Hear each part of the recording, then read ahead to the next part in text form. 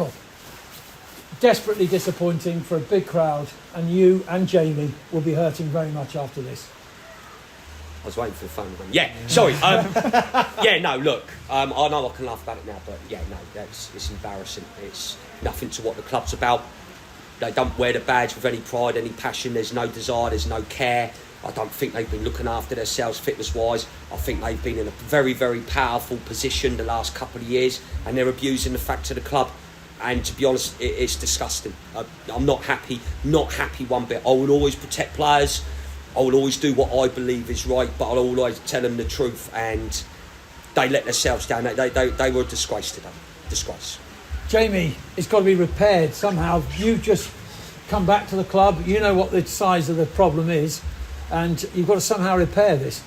Yeah, it's massive, and there's a big conundrum for the present moment, because you've got players that have played well at the level that are just not performing very well at the moment. Now, there's a culmination of facts. Sometimes it's something to do with themselves. Sometimes we can help them with that, but it's just bitterly disappointing today.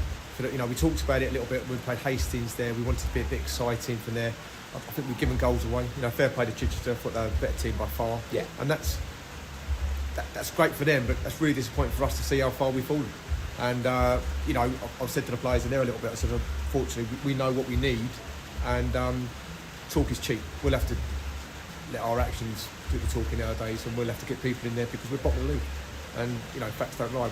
It's not good enough. So unfortunately, we're not going to keep going with the same people. We're looking for next season. We're looking for people that want to be at the club and I think they can offer us something. To be fair, in the first half, I'm going to try and be positive. 75% of the ball you had. 2 shots from Chichester, they scored them both. We have a chance, which should have been taken. Jasper doesn't take it, which is unlike him, I have to say. And you're 2-0 down. So the mountain gets even bigger, does it not? Yeah, of course it does. But that's the difference between a team who's being ruthless in front of goal and a team that's going through the motions and very tepid. I know we spoke about Jasper at half-time about it. He said he got clipped and it put him off balance. I'm telling you now, if Jimmy Wild was 6 yards out, got clipped, do you think he'd be unbalanced, or do you think he'd take the back of the net off? That's the difference. A team want to do it with a purpose in the final third. They're aggressive, they're ruthless, they want the desire to score. They'd do anything for their teammates. We're not doing that. We're not doing that. We're just...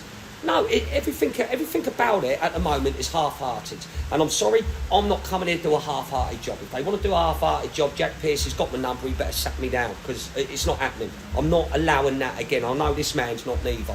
And it's not happening, and they're going to have to see the ugly side of us as well. It can't always be nice. Jamie, you look forward, though, to a game on Saturday coming thick and fast. You've got to prepare them for Dulwich. Not going to be easy. No, it's not. And to be honest with you, I think the problem a little bit is, we're doing an interview now and you're looking across the pitch and it's fantastic facilities and we've got good players, but we've got to... Something's just not right at the moment, and it's not an easy... There's so many things that are sort of slightly not right that culminate into being bottom of the league. So we've got to slowly but surely, step by step, keep improving things at the present moment. And one of them is helping the players that we think have got a future football club. So we've got some really good players in there, some really good lads, but we need to help them, give them a platform to actually showcase what they can do. And that might be a few players coming in, a few players going out, but it's difficult because we've got quite a few contracted players at the moment, which ties our hands. So we'll keep going. I think that, like I say, the fans have been brilliant. I know Birmingham, I always appreciate that from there. And we want to give them desperately something to smile about. And unfortunately, we're as disappointed as anyone because it's a pretty bleak day and it's going to be a pretty bleak drive home, to be honest with you, for everybody. It certainly is. Thanks, guys. I wish you well. I'm sure.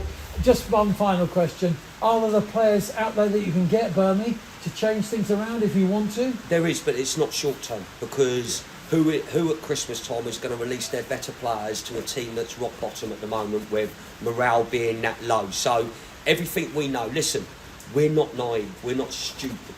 When we sat down with Jack, we knew it's a rebuilding programme. Is it going to take a lot of time to get the club back to where it is? Oh my God, I'm not going to stand here and lie and go, no, it won't. Yeah, it's one hell of a job.